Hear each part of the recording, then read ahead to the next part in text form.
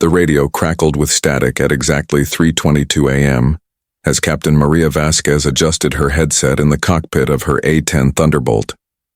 The desert air was cold at 15,000 feet, and the stars above Afghanistan looked like scattered diamonds against black velvet. She had been flying combat missions for 8 years, but something about tonight felt different. The weight in her stomach told her this wouldn't be just another routine patrol. Before we dive in, tell us, where in the world are you watching from? If you enjoy stories like this, make sure to hit that subscribe button, because tomorrow's episode is truly mind-blowing. Let's get started. Ground control came through clear and urgent. 270 American soldiers were pinned down in a valley, 30 miles southeast of her current position. Enemy forces had surrounded them completely, cutting off all escape routes. The situation was desperate. Artillery shells were falling like rain, and the soldiers had been trapped for over 6 hours with ammunition running dangerously low. Maria banked her aircraft hard to the right, feeling the familiar pull of gravity against her body. The A-10 was built for exactly this kind of mission. Its thick armor plating could withstand ground fire, and the massive 30mm cannon mounted in its nose could tear through enemy positions like paper. But even with all that firepower, taking on an entire enemy battalion alone was beyond risky. It was nearly suicide. The voice of Major James Patterson came through her headset, strain evident in every word. He was the commanding officer of the trapped unit, and Maria could hear explosions echoing in the background as he spoke. The enemy had been hammering their position since 10:15 the previous night. They were dug in behind rocks and sand barriers, but their defensive perimeter was shrinking by the hour. Maria pushed the throttle forward, and her aircraft surged ahead through the night sky. The twin engines roared behind her, a sound that had become as familiar as her own heartbeat. She had grown up in a small town in Texas, dreaming of becoming a pilot since she was 7 years old. Her father had been a mechanic, and her mother worked at the local diner. They had saved every penny to help her through flight school, believing in her dream, even when others doubted that a girl from their tiny town could make it as a military pilot. The terrain below was a maze of rocky hills and narrow valleys. Perfect ambush country. The enemy had chosen their position well, using the natural landscape to trap the American forces in a killing zone. Maria studied her instruments and the digital map display, calculating approach angles and escape routes. She would have maybe 2 or 3 passes before enemy fire became too intense. After that, her luck would run out. At 3:47 a.m., she reached the target area. Even from her altitude, she could see the flashes of gunfire lighting up the valley like deadly fireworks. Tracer rounds streaked back and forth in bright lines of red and green. The trapped soldiers were clustered in a defensive circle near the center of the valley, while enemy positions ringed the hills above them like a deadly crown. Maria took a deep breath and pushed the stick forward, diving toward the chaos below. The altimeter unwound rapidly as she dropped from 15,000 feet to 8,000, then 5,000. The enemy fire was concentrated on the soldiers below, but she knew that would change the moment she opened fire. Every gun would turn toward her. Her first target was a cluster of enemy positions on the eastern ridge. She lined up her approach, feeling the familiar weight of the aircraft as she adjusted her angle.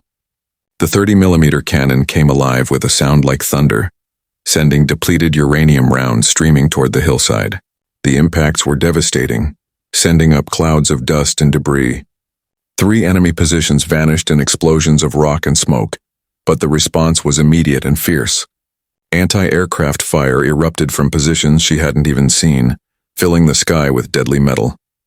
Her aircraft shuddered as bullets struck the armored hull, but the A-10 was built to take punishment. She pulled up hard, climbing back to a safer altitude while planning her next attack. Major Patterson's voice came through the radio again, excitement cutting through the exhaustion. Her first pass had eliminated a machine gun nest that had been causing heavy casualties. The pressure on his eastern flank had eased, giving his men a chance to regroup and redistribute ammunition. But there were still enemy positions on 3 sides, and dawn was only 2 hours away. If the soldiers were still trapped when the sun came up, they would be sitting ducks. Maria circled back for her second run, this time targeting the northern ridge. The enemy had learned from her first attack and were ready.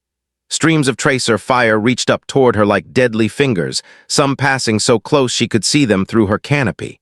She ignored the fear clawing at her stomach and focused on her target. The cannon roared again, walking a line of destruction along the ridgeline. An explosion rocked her aircraft, and warning lights flashed red on her instrument panel. A lucky shot had damaged her left engine, and she could feel the A-10 pulling to one side. Smoke began streaming from the engine housing, visible in her peripheral vision. Any reasonable pilot would have broken off the attack and headed for base. But Maria could see the soldiers below, still trapped and fighting for their lives. She adjusted her flight controls, compensating for the damaged engine, and lined up for a third pass. This one would target the western positions, the strongest enemy stronghold. They had heavy weapons up there, including the anti-aircraft guns that had damaged her plane. Taking them out would be like flying into the mouth of a dragon, but it might give the soldiers below a chance to break out of the trap.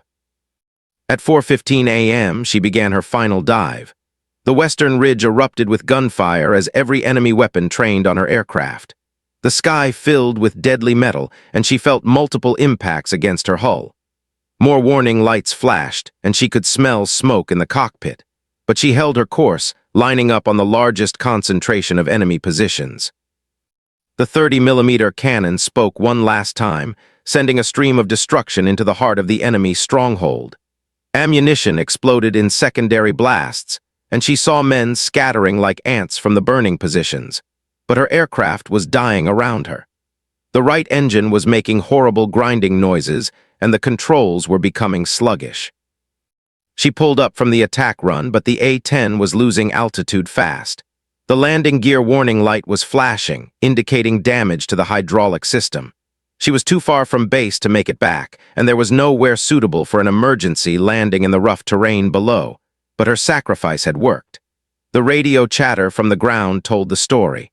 The trapped soldiers were finally able to move. Major Patterson's voice came through clearly now, filled with gratitude and amazement. The enemy positions had been shattered by her attacks. His men were breaking out of the trap, fighting their way toward a pickup zone where helicopters could extract them. Her lone aircraft had accomplished what an entire squadron might have struggled to achieve. At 4:31 a.m., Maria's aircraft finally gave up the fight. Both engines seized simultaneously, and she found herself flying a 20-ton glider in the darkness. She had maybe 2 minutes before impact, and the terrain below offered no good options. Rocky hills and deep ravines stretched in every direction, all of them deadly to an aircraft without power. She spotted a narrow valley that looked slightly less hostile than the alternatives. It was her only chance. She lined up as best she could, using every bit of her skill and training to control the powerless aircraft. The A-10 hit the ground hard, bouncing twice before sliding to a stop in a cloud of dust and twisted metal. When the dust settled, Maria found herself hanging upside down in her cockpit, held in place by her harness. Blood ran from a cut on her forehead, and her left shoulder felt like it was on fire. But she was alive. The A-10's armor plating had done its job one final time, protecting her through the crash. She managed to release her harness and drop to what had been the roof of the cockpit. The emergency radio was still working, and she could hear search and rescue helicopters already in the air, looking for her. Major Patterson himself was coordinating the search, determined to find the pilot who had saved his men. As dawn broke over the Afghan mountains, painting the sky in shades of pink and gold, Maria sat beside the wreckage of her aircraft and watched the sunrise. In the distance, she could see helicopters landing in the valley where the soldiers had been trapped, finally able to complete the rescue mission. All 270 men would go home to their families. The rescue helicopter found her 2 hours later, guided by the smoke still rising from her crashed A-10. As the medics checked her injuries, she looked back at the twisted metal that had been her aircraft. The A-10 had lived up to its reputation as the toughest plane in the Air Force. Even destroyed, it had saved her life one last time. Major Patterson met her at the field hospital later that morning, his face showing the exhaustion of a man who had been fighting for his life all night. His first words were simple, but carried the weight of 270 grateful soldiers behind them. He told her that every one of his men was alive because of her courage. Not one soldier had been lost in the breakout. The story of that night spread quickly through the military community. A single A-10 pilot had taken on an entire enemy battalion alone, suffering massive damage to her aircraft but never backing down. Her actions had saved hundreds of lives and broken a siege that could have ended in disaster. Maria spent 3 weeks recovering from her injuries, mostly minor cuts and a dislocated shoulder. The doctors said she had been incredibly lucky. The crash could easily have killed her, but the A-10's design had protected her even in destruction. When she was finally cleared to return to duty, she found herself assigned to a new aircraft, another A-10 Thunderbolt painted in the same gray and green camouflage pattern. But she never forgot that night in the Afghan mountains, when duty and courage had demanded everything she had to give. The memory of Major Patterson's voice on the radio, desperate and pleading for help, would stay with her forever. So would the knowledge that when it mattered most, when lives hung in the balance, she had not hesitated to risk everything.